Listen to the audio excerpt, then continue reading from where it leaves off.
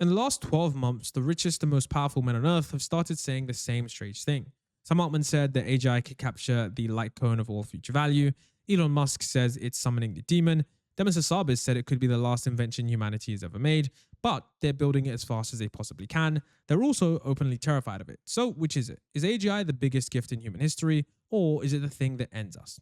Today, we're looking at why billionaires who are building AGI are terrified of it. Now, one of the biggest problems about AI that we still don't hear about enough is the alignment problem.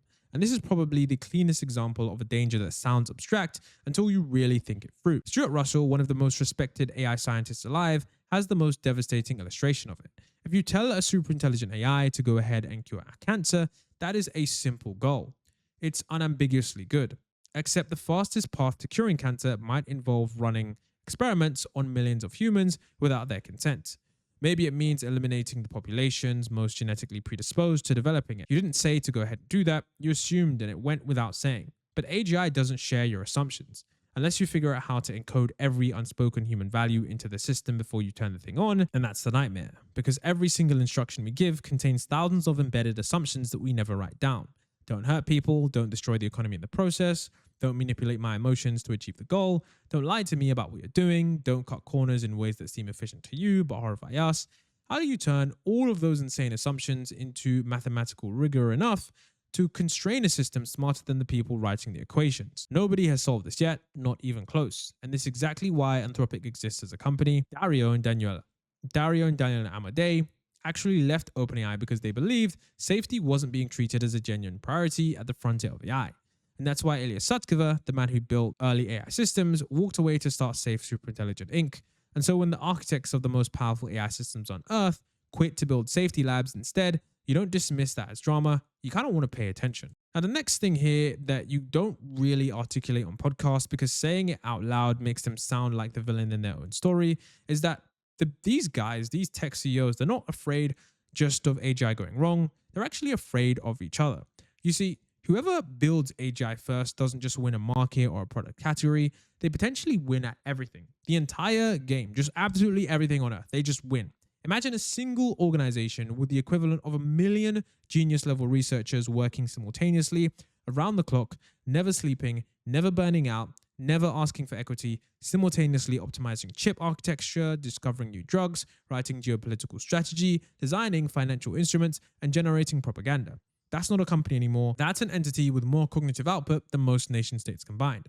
Sam Altman has literally written in essays published under his own name that AGI could break capitalism and that the economic power structures we've built over centuries simply won't survive it intact. Elon Musk's lawsuit against OpenAI was partially grounded in the argument that any single private entity controlling AGI is a civilizational threat. And yet, Elon Musk is building Grok, and Sam Altman is building GPT-6 and beyond. Every one of them is sprinting to be the single entity they claim to fear. The cognitive dissonance is staggering, and also completely rational because from the inside race, stopping unilaterally just means that someone else wins. The fear isn't that AGI is going to exist, the fear is that someone else gets to it first. And in every one of their minds, the wrong person is always someone else. Now, we actually need to talk about what AGI does to the economy because this is where the problem becomes personal. Goldman Sachs published a research, which I spoke about already, that 300 million jobs globally could be exposed to AI automation. And that number landed before reasoning models existed in their current form, before agentic systems that can use computers, browse the web, and execute multi-step tasks autonomously, before AI video generation reached the quality it's at now. The exposure today is significantly wider, and here's the thing that most people miss. AGI doesn't stop at jobs we already talk about automating. It doesn't just replace truck drivers, warehouse workers, and call center agents. It replaces radiologists, it replaces corporate lawyers doing drug discovery, it replaces junior software engineers, it replaces financial analysts, screenwriters, marketing strategies, and yes, even video creators like me. Now, when a single system can perform any cognitive task cheaper and faster and higher quality than a human, the foundational assumption of the modern economy that human labor has irreplaceable value simply collapses. And all of these tech CEOs, all of these billionaires, they know this. It's not really speculation to them. It's projection. It's why Sam Altman has poured money into WorldCoin and openly advocates for a universal basic income pilots. It's why Elon Musk keeps talking about universal high income. People frame it as this altruism or futurism, but it is neither. It's a risk management. A world where AGI concentrates all economic output as the top with no redistribution mechanism is a world that doesn't stay stable for very long. They've already run the numbers. The UBI talk isn't charity, it's the billionaires trying to pre-solve the social explosion before it arrives at their gates. And if you are worried about the future, don't forget to download my post-AGI framework. It is a completely free ebook where I've read through tons of different research papers, and I've basically made a 7-step framework to navigate your finances, future-proof your career, protect your finances and your life so that you can actually thrive in AGI before we actually get there. Now, here's where we get into the problem that keeps researchers genuinely awake at night. It's called recursive self-improvement. Now, once you understand it, you'll never think about AI development the same way, at least for the foreseeable future. You see, at some point, an AI system becomes capable enough to meaningfully improve its own underlying code and architecture. And then that version is now slightly more capable and slightly more capable of improving itself. So it improves again and faster this time. And that version does it faster still. Each iteration compounds, and researchers call this dynamic a hard takeoff or the intelligence explosion. And the terrifying thing about this timeline is that the window between roughly human level and vastly superhuman might not be measured in decades, it might be measured in months, it might be measured in weeks. In some extreme theoretical versions, it could be days or hours. And Nick Bostrom laid out this scenario in detail in his book Superintelligence back in 2014. And for years, the mainstream response was to call it science fiction written by people who watch too many movies. But fast forward to 2026, frontier AI labs are already using their AI models to help design the next generation of models. The feedback loop has already started in the primitive form. If the takeoff is gradual, humanity does have time to observe, adapt, and course correct. Institutions can catch up, safety research can keep pace. But if the takeoff suddenly speeds up and it gets fast, you've only got one shot at getting it right. Not a few shots, only one.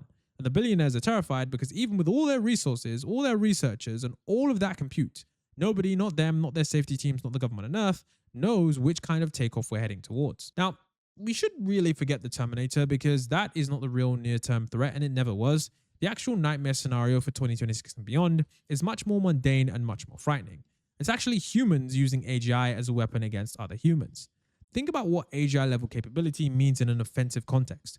Autonomous cyber weapons that can scan every network system on Earth, identify zero-day vulnerabilities in real time, and execute attacks faster than any human defense team can respond. Bioweapon design that can be used to require nation-state resources and teams of specialized agents compressed down into a laptop and a simple prompt. Personalized disinformation at a scale you've never ever seen, not just generic propaganda, but individually tailored psychological manipulation targeting each person, each soldier, each shareholder, engineered specifically for their history, their fears, and their cognitive biases. Right now, all of these top companies and a handful of private AI labs are in this AI race simultaneously. There's no international treaty governing AGI development. There's no inspectors, no verified compliance frameworks, there's no red lines with consequences, and the deeper terror, this is the one that keeps researchers up at night, is that the safety gets cut because the other side might cut it first. And that's the exact logic that produced nuclear arsenals. The arms race dynamic doesn't care about safety, it only cares about who gets there first, and AGI is being built inside that exact dynamic right now.